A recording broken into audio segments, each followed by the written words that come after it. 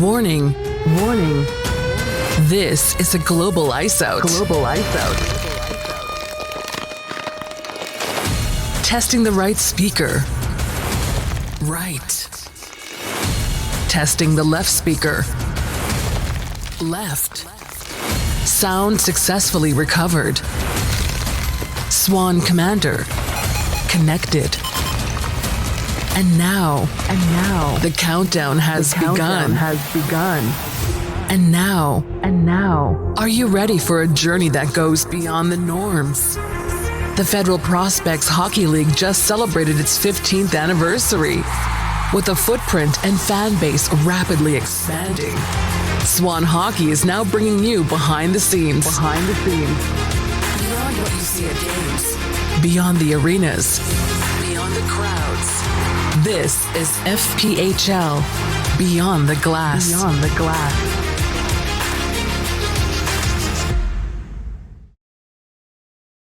What's going on, everyone? Welcome back to another episode of FPHL, Beyond the Glass. I'm your host, Eric Swanwick, Swan Commander on social media.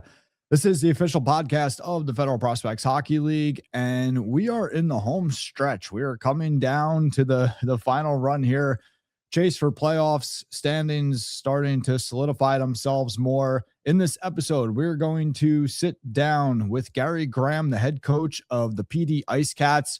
Last time we spoke with Gary, they were neck and neck with Twin City for that fourth and final playoff spot in the Continental Division. They are now starting to separate themselves. So we're going to sit down with Gary. We're also going to sit down with Dave Jackson. He's going to give us the suspensions. He's been busy. Let's get into it. What's going on, Gary? Welcome back to the show. Eric, how you been? Been great. How about you? Big weekend this weekend for you guys. Doing good. Yeah, we had 4 games in 5 days, so it was a war of attrition. I thought the guys did a great job. I used to do a lot of these in the ECHL when I was coaching. We'd have 4 and 7 or something like that. You had the Wednesday game and then a 3 and 3, and those Sunday games were like watching paint dry. It's just your guys were zapped. The game was so boring and sloppy. But I told my guys after Sunday's game, I was honestly so proud of the way the guys competed. I mean, we play an aggressive style everywhere on the ice. And I thought, if anything, we might be a little bit holy in kind of what we do, some holes in our game on Sunday because we're a little bit late on our reads. It wasn't the case. The guys did a great job. So they got a well-deserved 2 days of rest here. Yeah, that's awesome. So you guys got a tough schedule, not even in terms of opponents, but actual game day and whatnot. Yeah, four and five. That's hard. That's the Wednesday one was a makeup game from when we've had a couple weird things where we got snowed in when we were up in Binghamton. You got stranded up there like back in January, and then we were in Athens, Georgia for an away series 2-game set. We played Friday night, beat Athens, and then a snowstorm came. And they had to cancel the game. So we got snowed into Athens. So that was actually a makeup game on Wednesday. So it wasn't originally like the FPHL didn't schedule 4 and 5. Okay. So it's just a makeup game. But, again, we kind of stunk it up on Wednesday. Weren't happy with our game in Athens and then played well on the weekend. Yeah, for sure. I mean, you guys have kind of, in my mind, like you guys have been the, kind of the sleeper pick all season long. Like I think you guys have, to your point that you said on previous episode, like your schedule is tough, right? Like you guys had a very tough schedule. And I think there's a lot of people that didn't realize that, didn't realize how good PD is. Because again, like you guys have just straight up war. We've been forged in fire the whole season. I mean, there's not a single week game on our schedule. So I tell everybody it's like SEC football for us. And so it's just every game.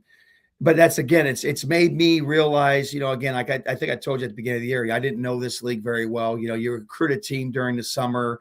You're watching film, you see kind of what works, what doesn't work. And then, of course, during the season, I've realized, some of the players weren't really fitting in with the style of play that we wanted to play. We've made a lot of trades, a lot of moves. Our team looks completely different really from what it did, back in November, December, and all the pieces that we brought in have really helped our team in terms of overall depth in a lot of different areas. So I think we've become bigger, we've become faster, we've become more experienced.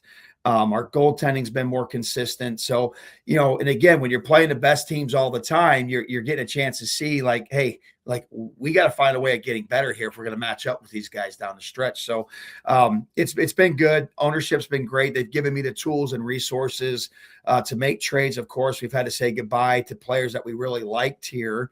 And also, had to give some financial considerations, of course, to make some of the trades for like a guy like Lakoff that's been exceptional for us. He's been a real catalyst, for us, and some of the other moves that we've made. But if you don't have an ownership group that gives me the resources to do that, we're kind of stuck with the same roster maybe we had, in November and December. And those guys were great guys. They worked hard, but realistically, when you're playing against the Columbuses and the Athens and the Carolinas all the time, we just weren't deep enough. And so now I feel like, all 10 of our forwards can kind of roll, all 6 of our D can kind of roll, and then we don't get in these bad matchups. Yeah, absolutely. And I think that's a very interesting point in terms of support from the ownership, because I feel like that's something that a lot of times goes unseen, like intentionally unseen. I mean, most times owners don't want to be, too big, too much in the spotlight, but that support is crucial because the owner can silently really help a team win, or I don't want to say handcuff them, but the ownership being willing to do things and being willing to support the coaching staff and, let them do what they got to do and support the players. It's a silent, it packs a big punch that people don't see because it's usually silent.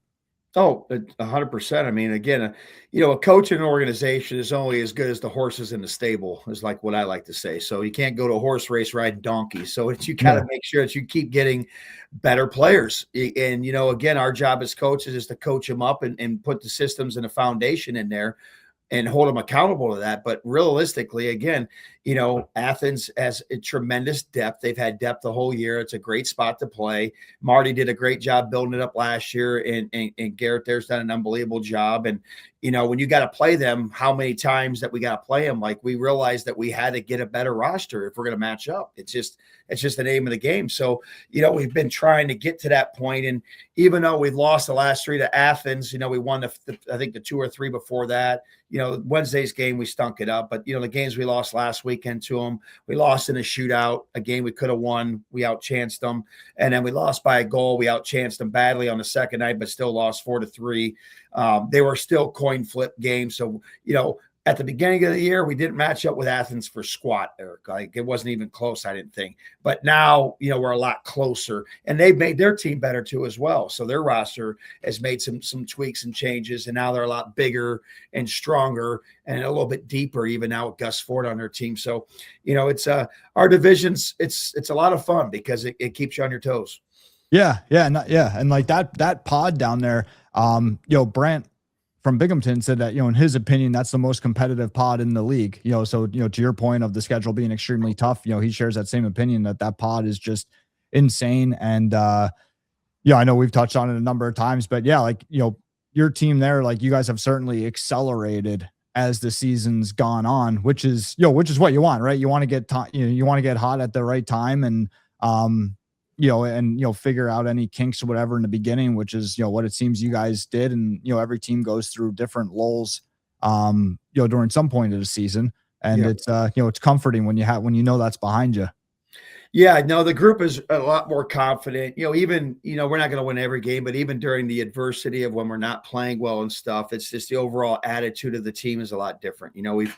I think you win with good guys too. Yeah, skill is important, but you got to bring the right guys in the locker room. So, the guys that we brought in, Jake Hamilton, Xavier Abdellas, Dominic Della Savita on the back end. These guys are very good hockey players, but also just great human beings, and they got good personalities. They bring lightness to the room. They're funny. It's just different elements. Up front, of course, all the guys that we brought in have been great additions to the room. So, just the overall makeup of our team, personality-wise, as well as on ice.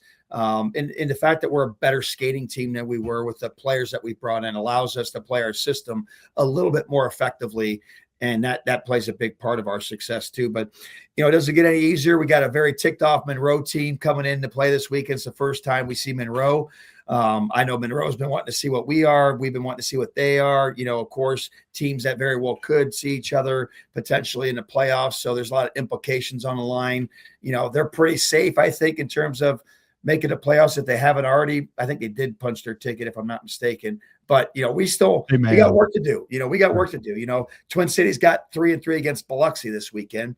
And that should be pretty obtainable for them, the way that's been going, unfortunately, for Biloxi. And they trade a lot of their guys at the deadline and stuff like that. So, and then again, we got a very big challenge against Monroe. So, like I told the guys, we just got to keep taking care of our business. It's nice to sometimes get help from another team.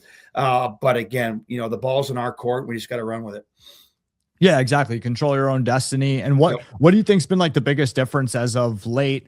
Last time you were on, we spoke about how you and Twin City were in that neck and neck battle for fourth place. You guys are sitting in fourth now. You have put a decent chunk of distance between you and them. If the playoffs were to start tomorrow, obviously you guys would have Athens. What's been the biggest, I don't want to say change, but the biggest, happening since, in your locker room, since you and I last spoke, and now being able to put some distance between you and Twin City for that fourth place spot? I just think, again, when we brought Colgan into, right, like, so we've had some bigger wins. Like we went up there when we went to Binghamton at the end of January. That was a big test for us. We won that game. We played really well on a Friday, but we still lost. And then on Saturday night, we were the first team to shut out Binghamton on home ice for like 3 years or something. And it was their first home loss of the year. And then the next game we go, and then we beat Athens for the first time on their home ice. So, we got back-to-back big wins, like statement wins. Then we faced a Columbus team on the road. They were the hottest team in the league. They won 12 straight games, and everybody's telling us how great Columbus is. Then we go in and win back-to-back games against the hottest team in the league. Then the following weekend, the next hottest team in the league is Blue Ridge. And then we go beat them 3-3 in their rink. And so it seems like all these storylines keep setting up in front of us, and it just seems like the mountain is up here, and then we go in there and we meet this, insurmountable obstacle, and the guys respond. And that's great. Any coach will tell you that when you can meet those challenges head on and find a way of being successful, there's no X's and O's. There's no speech that I can do that is better than that moment, because it shows the guys that they're capable of it. They can do it. They believe in themselves. They believe in the guy sitting next to them. If they're bought into the coach's message, okay, my message now is clear. It's more in stone. And so that's kind of what's been really helping us down the stretch here, is just some key wins at the right times to give us just the right amount of confidence. And again, everything's easier when you're winning games, right? When you go in the valleys, it's hard to pull out of the valleys. We were in a valley. It took us a while to get out of it. We're playing better now.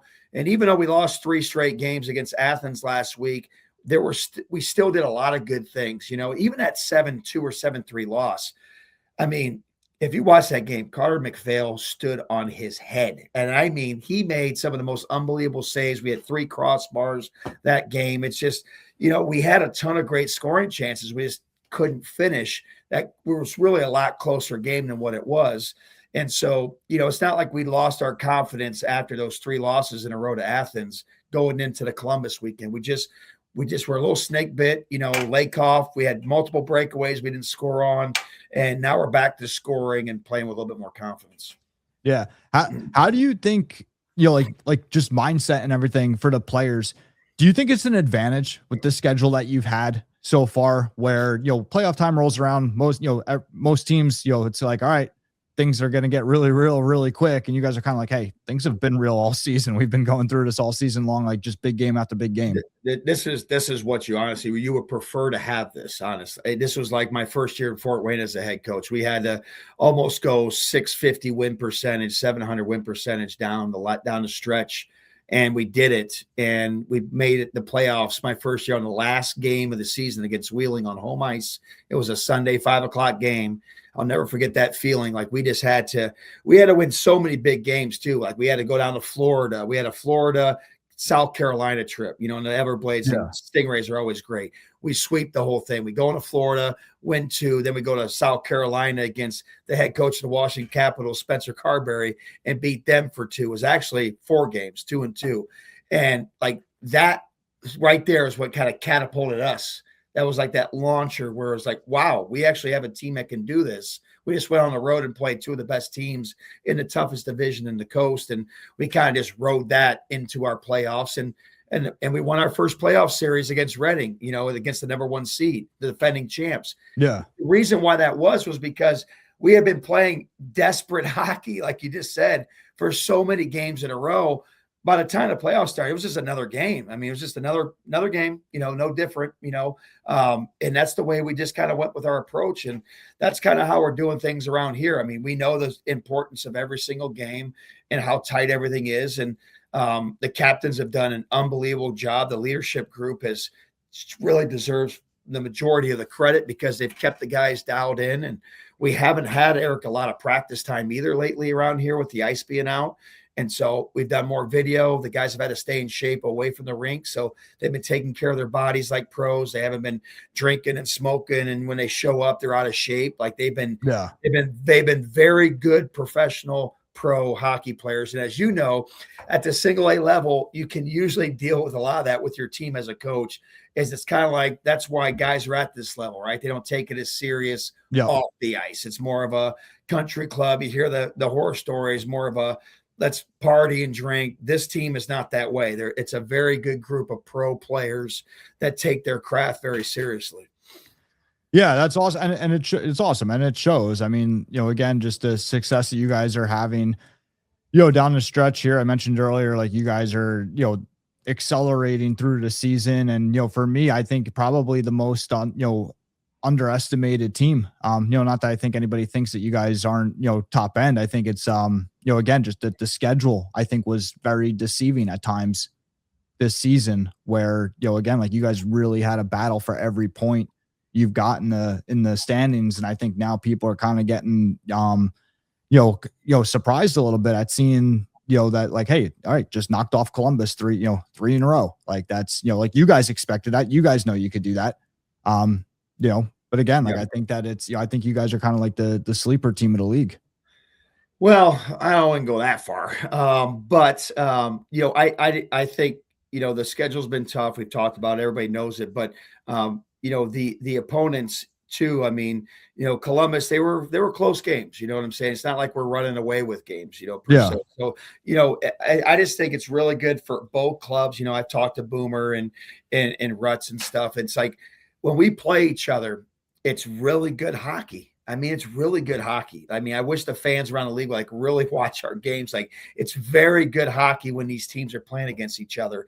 And, that's just, I think when you have a record, we've been below 500 win percentage majority of the year. So if you're just glancing at the standings, you probably think, oh, PD, whatever, they're below 500. They must not be very good. Right. So I can see where people would, if they don't really follow our division, would probably think that, but we've been better than our records indicated for a long time. I mean, we have been. It's been tough. We lost a lot of 1-goal games, a lot of overtime games.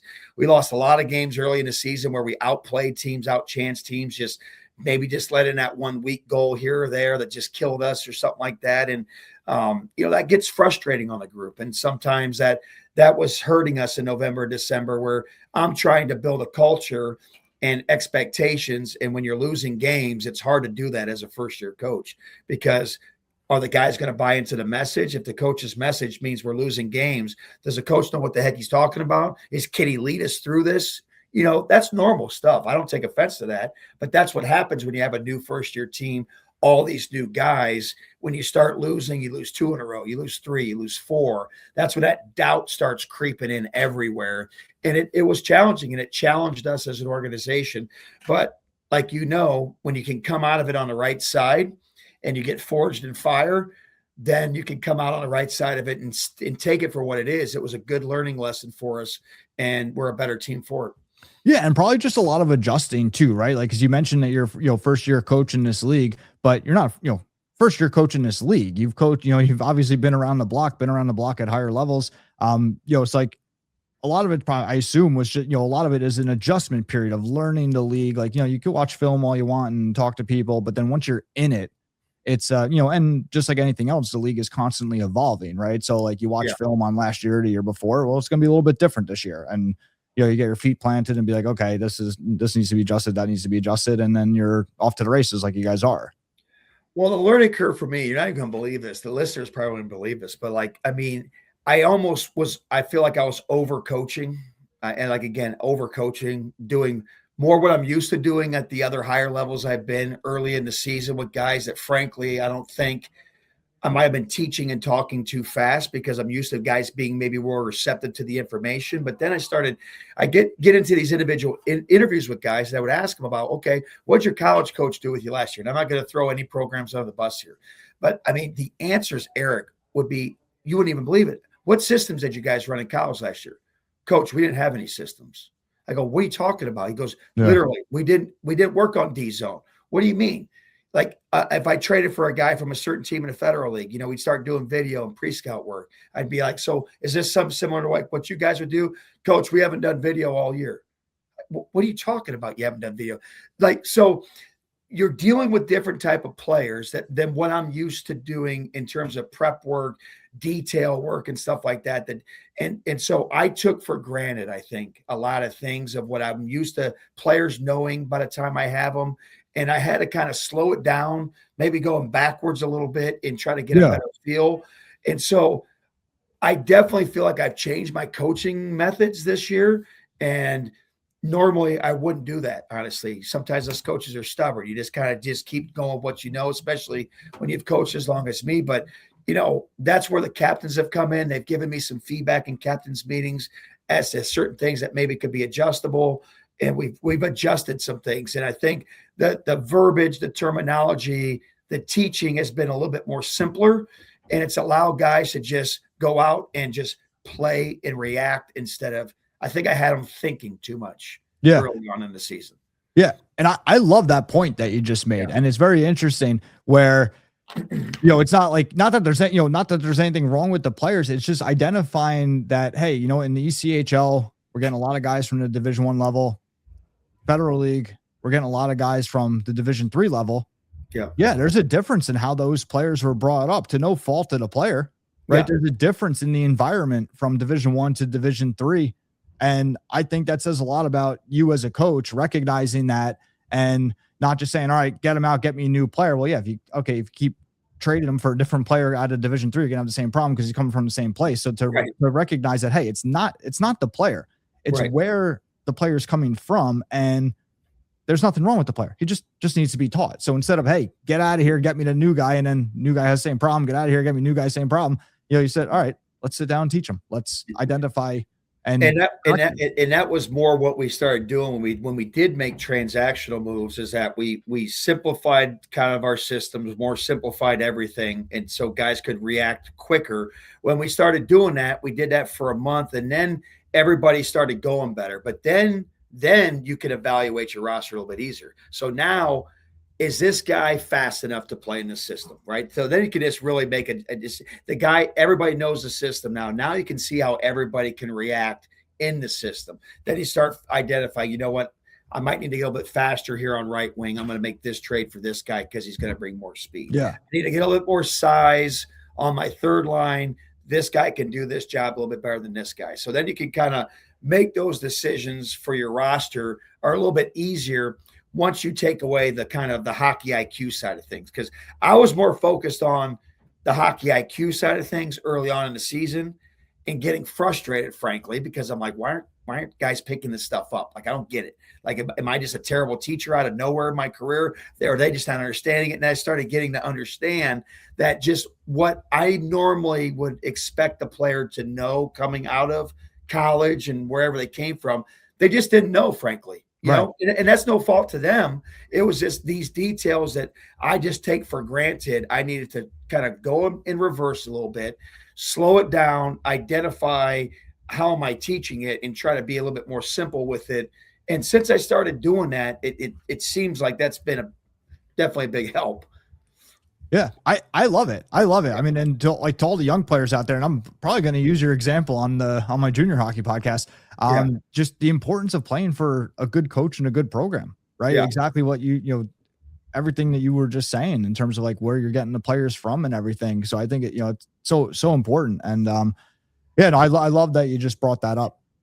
So biggest thing for you guys going down the stretch and into playoffs, what would you say it is? Well, I think our overall depth is really good right now. Like I was able to do something you never want to do, but like I healthy scratched one of our better players on Sunday. I would have never been able to do that at the beginning of the year for discipline reasons. Just, he took a bad penalty on Saturday night. And because of our depth now with Elijah Wilson and Noah Robinson, and we got Drew Welsh back from Macon in the SP. We have enough depth now for me to be able to kind of hold guys accountable to certain things, which is great. I wasn't able to do that at the beginning of the year. So I really we have 8D right now that can all play in this league. We got a couple guys that are on the IR, but they're getting back into shape. So, we're practicing right now with 12 forwards, 8D, and 3 goalies. And so like practice today was highly intense. I'm able to run high level drills, competitive drills, continuous drills, keep the pace high. So just that keeping our conditioning up and keeping us healthy down the stretch here is probably going to be the most important. Yeah. Awesome. Anything you want to end off with? No, just that, we're excited for the opportunity to try to make the playoffs. It's going to be a heck of a challenge down the road. I got a lot of respect for Harry's a good buddy of mine, the coach there in Twin City. And, we got a lot of respect for each other's programs and stuff like that. And, I think I'm going to be happy to get in the playoffs and make a push with our club. But realistically, I want to see the Continental do good. You know what I'm saying? Obviously, I love Schurzy up there. He played for me a little bit.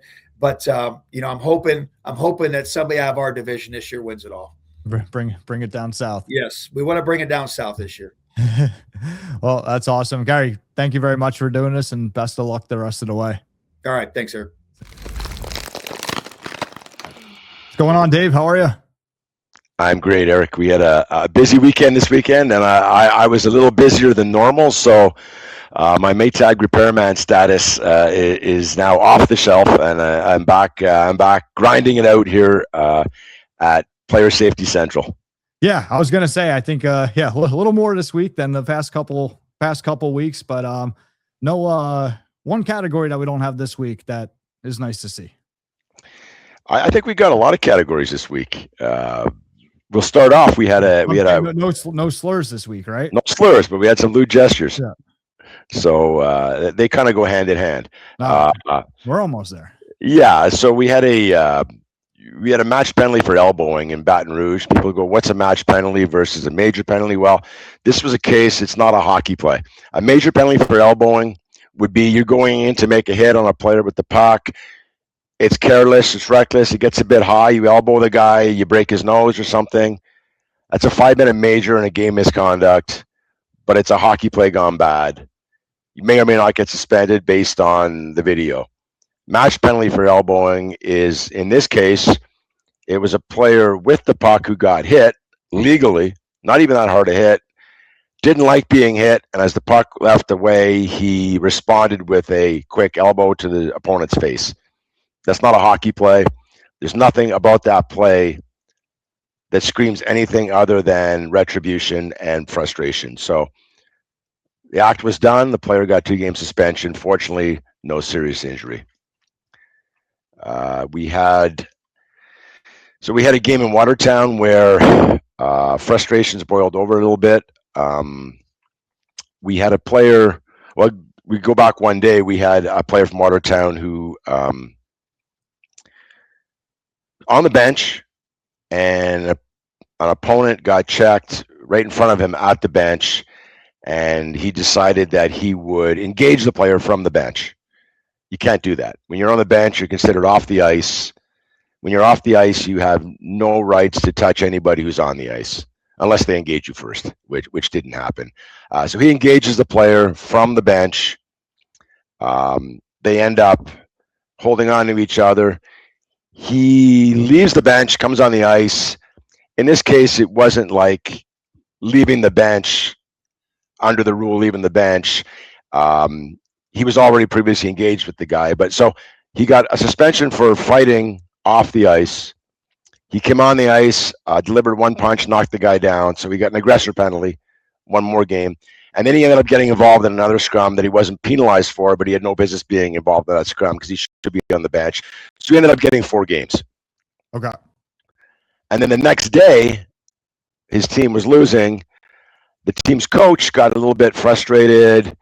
The team's coach ended up getting fined for his actions in regards to the other team. There were some things done. Security had to get involved. And while this was happening, the player who was suspended decided he would get involved as well in his street clothes. So that earned him another game suspension. So he's now got 5. He's now got 5 games. The coach got fined. You just can't have that. I mean, Yeah. take your suspension, go sit in the stands, eat some popcorn, but you can't lay come low. lay low. You can't come down and I know you want to be a good teammate. I know you want to get involved. I know you want to stand up for your players. I respect that. I understand that. But I'm just doing my job as well. So he ended up getting 5 games total. Then we had a play in Indiana where a player left the bench. Now, again, leaving the bench is a 6-game suspension. If you leave the bench for the purpose of starting an altercation or joining into a altercation already in progress. But the word altercation really means fight. In the absence of a fight, the rules applied a little differently because there's so much gray area involved here. You got line changes, you have stoppages of play where guys come on the ice, there's pushing and shoving before they get, I mean, if we applied the rule strictly by the letter of the rule, we would have far too many suspensions that people would be shaking their heads at going, the punishment doesn't fit the crime. Yeah. So it becomes judgment. There was an altercation, pushing and shoving going on right in front of the bench. The whistle went. There was a line change. The player came on the ice, immediately got involved in the pushing and shoving. There were no penalties assessed. He got pushed out of there by the linesman. But again, he had no business entering that fray from the bench. So he got a 1-game suspension. It's not just for him, it's for other players in the league, for coaches in the league to see this, because we make these suspensions known to everybody in the league. They can watch the video. Tell your players not to leave the bench and get involved in something. Bad things happen. Nothing good's going to happen if you get involved in something when you leave your bench. So he got a 1-game suspension for that. Columbus, we had an instigator with less than 5 minutes to go in the game. Now, I've talked about this at length on this podcast. It says in the rule book that an instigator penalty in the last 5 minutes of play is an automatic game misconduct, and you may be subject to suspension. Most of these cases I do not suspend because they are organic fights that start. A guy gets run from behind, his teammate comes over to defend his player, instigates the fight. He deserves the game misconduct. I'm not suspending him.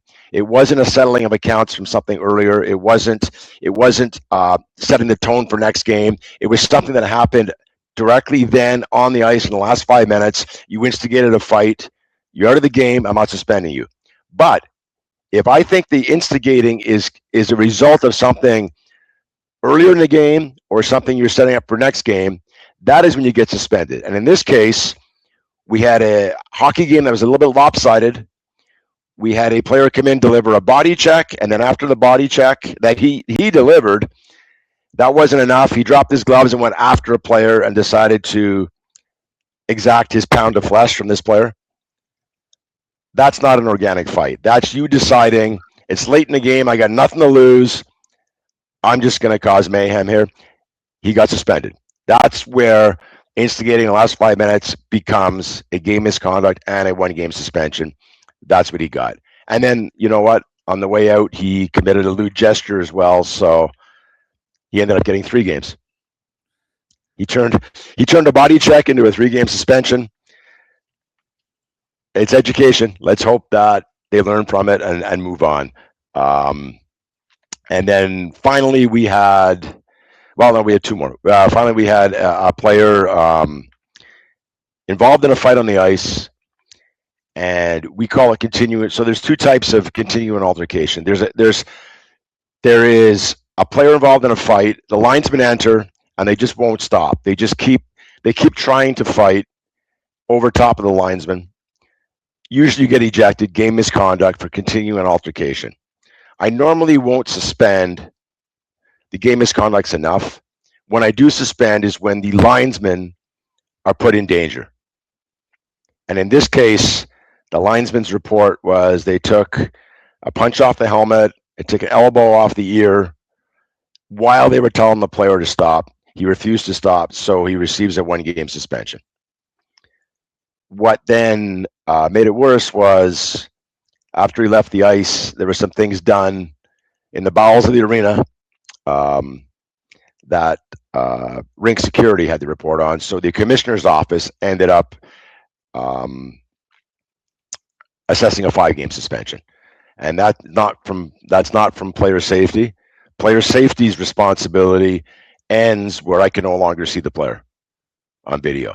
When it goes into what's going on behind in the dressing rooms, that becomes a league office, commissioner's office, and the commissioner, rightly so, and I totally support him, suspended this player for 5 more games on top of the 1-game continuing altercation. So he's got 6 games. And finally, we had a player from Binghamton who, after scoring a goal, gave a lewd gesture to the crowd. It wasn't witnessed by the referees. Normally, my policy is if something happens on the ice, it's a hockey play. Let's say a missed boarding, a missed slash, something like that. Teams have 24 hours to request a review that would come across my desk, and then I decide whether the player is worthy of supplemental discipline. When it comes to lewd gestures, when it comes to interaction with the fans, or anything to do with physically assaulting an official, I don't have a statute of limitations on that. So this video came into me 2 days after the game. The proof, the evidence is in the video, and he's suspended now for 2 games for a lewd gesture. What I will say is we had 2 lewd gestures this weekend. That's 2 too many. Both teams took ownership. I spoke with the ownership group of both teams. Both of them were very, very firm in saying it's unacceptable behavior, putting it back on their player, and they're dealing with it internally. And I think that's kudos to both those teams. That's the leadership. That's the leadership that we need and we want in this league. And these 2 teams are taking the lead by disavowing and disowning this type of behavior and taking some leadership on it. So kudos to them, and I'm happy to be part of it. Yeah, absolutely. That's great. Very, very unique weekend. Busy understatement. I mean, a lot of situations there that snowballed and just got worse for the individual. Yeah, hopefully a little less busy this weekend. I know you got your NCAA Frozen Four festivities coming up, so hopefully everyone gives you a little break. ESPN has the rights for the women's and the men's Frozen Four. The women's semifinals, 2 games Friday, and the final championship this Sunday. Be on ESPN. I'll be the rules analyst for that. And then first weekend in April, I believe it is, April 9th to 9th or 8th and 10th, or 9th and 11th. Whatever that weekend is the men's. Yeah, the men's Frozen Four from Las Vegas. And the 2 semifinal games are Thursday night, the championship Saturday evening, and that's going to be great hockey. And maybe I'll be busy, maybe I won't, but it's just going to be great hockey. And I get a front row seat to analyze the rules and try and explain them to the college hockey fan. Yeah, awesome. Well, hopefully the Federal League gives you a little break. But yeah, sounds great, Dave. I will talk to you soon. All right, Eric. All the best. All right, thank you. You too. And that's going to do it for this episode. Let's do our proof of attendance token code for watching this episode. The proof of attendance token code is going to be Ice Cats, all one word. Enter the code on the podcast page at swanhockey.io, and you will be eligible to receive your proof of attendance token for watching this episode. Codes must be entered by 9 p.m. Eastern, the night that this show airs, Wednesday night. Our magic number is still 5. Collect 5 or more of these tokens, and you will be able to access the member-only chat in Club Fed inside the Swan Hockey Discord server. That's going to do it for this episode, and until next time, I'll see you guys soon. Thank you for being the best part of this episode of FPHL Beyond the Glass by Swan Hockey. We will see you soon.